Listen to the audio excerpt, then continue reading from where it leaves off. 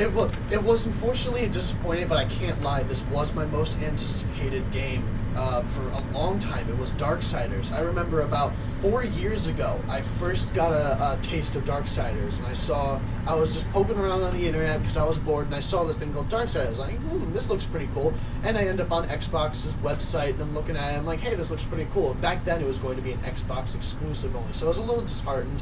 But I saw this, I'm like, it was about the Four Horsemen of the Apocalypse, which I was always kind of, like, intrigued with. I'm like, oh, this is going to be awesome. And as it built up over the years, I'm like, oh, this is going to be amazing. Unfortunately, it was a total letdown for me. But I can't lie, this was my most anticipated game of this year. There's something to be said for Darksiders, though.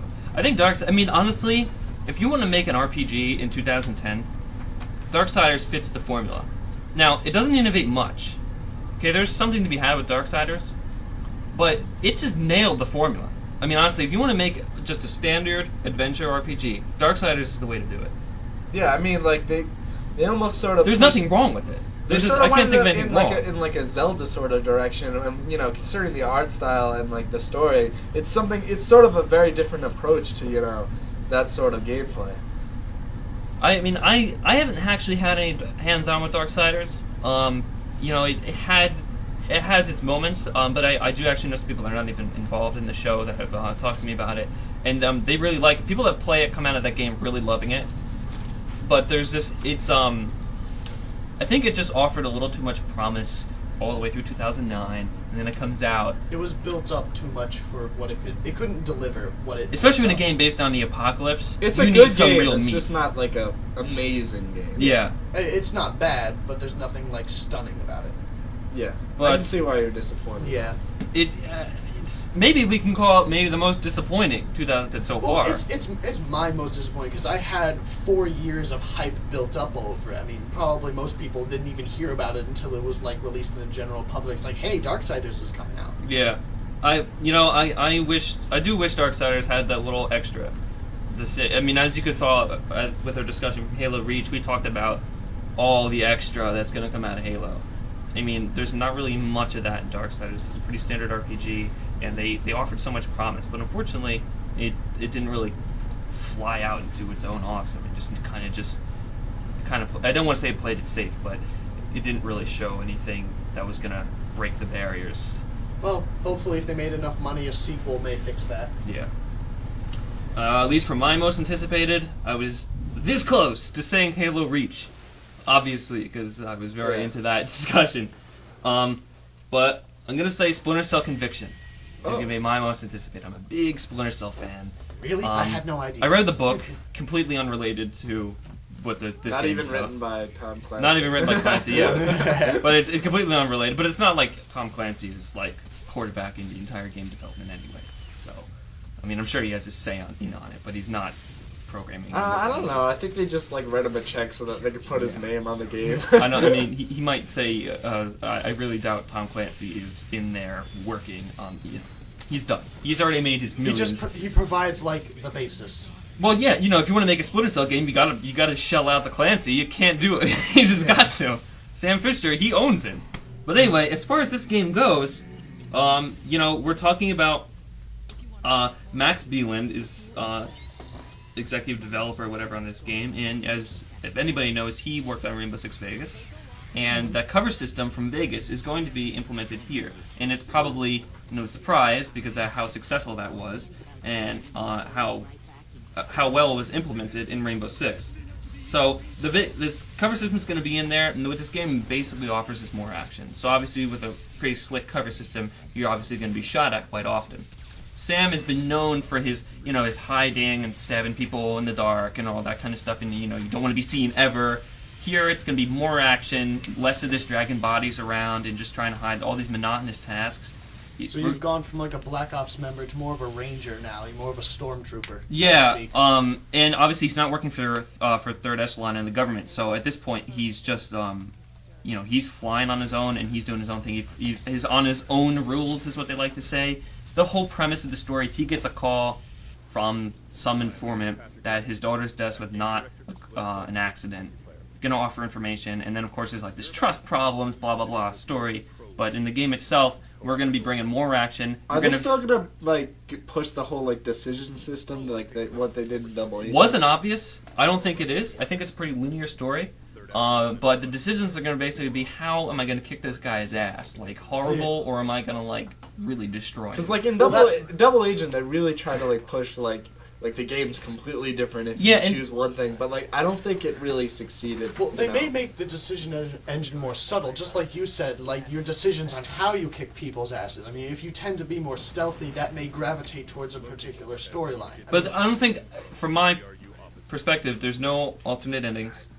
I mean, maybe they would have announced something like that by now, but I haven't heard anything about alternate endings, anything like that. But I think all the variability is in how you complete a level, as if in most Splinter Cell games.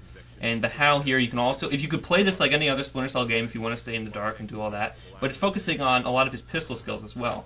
And there's going to be a lot more shooting in the action. It's focusing on action, and it's going to help you out to figure out how you can distract people so you can get in there and make kills. There's going to be like a little silhouette of Sam as he's hiding, and then that's called like where you were last seen by the enemy. So the enemy sees you there, and then you can go run around to the other side of the room, and they're all facing one way, and come up behind them and just take them all out.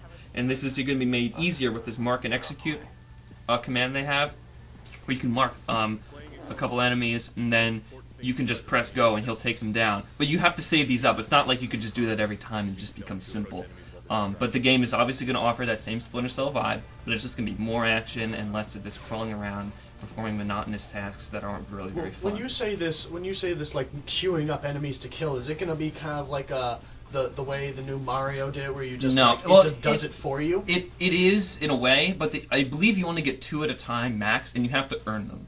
So you have to perform an awesome kill to get one, and then once you get the awesome kill, now you have the leeway to use one. So it's like a freebie. Sort of thing. Sort of, but that you may be in a room where you can mark and execute and kill 2 guys, but there's rarely Splinter Cell where you have to only deal with 2 guys, so you might be able to take 2 of them out. But I was reading Game Informer, and they were talking about how there was a room, they were on top of a roof, there was 3 guys down below, and they were standing up on like a skylight or something. So what they had to do is they marked 2 of them, and then what you had to do is they had to position themselves and figure out a way so that you can come down, land on the 3rd guy, and just take the other 2 guys out. I mean, the strategy is still all there, but you have to earn these mark and executes. It's not like, oh, I get 10 mark and executes for this level, I'm just going to use them on all the hard guys, and it's over. You need to earn them, and there is still all that Splinter Cell. So they're properly balanced. It seems properly balanced. Okay, good. And I'm really happy with that. Yeah, I mean, I haven't really played Splinter Cell all the way through since the original Splinter Cell for